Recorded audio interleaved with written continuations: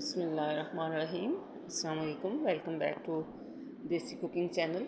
जी हाँ, आज मैं आपके लिए बनाने लगी हूँ लब्बे शीरी। इसके लिए सबसे पहले हमने 200 ग्राम्स जो है ये सेमियाँ ले ली हैं। सेमियों को हल्का सा ऑयल में, तकरीबन 2 चम्मच ऑयल में ब्राउन कर लिया है थोड़ा सा। ये तकरीबन 2 से 3 लीटर दूध जो है वो मैंने लिया है। आप अलग से सेमियों को पहले बॉयल भी कर सकते हैं और फिर दूध में डालें, उसमें दूध कम शामिल होगा।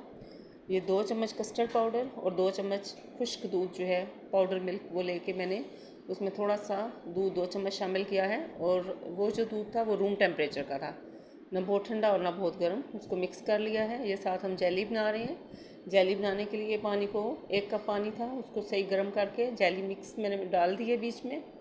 और साथ ये सेमिया इधर मिक्स की हैं। ये देखिए जेली हमारी बन के तैयार हो गई है। ट्रे में मैंने निकाला है इसको। आप इसको जो फ्रिज की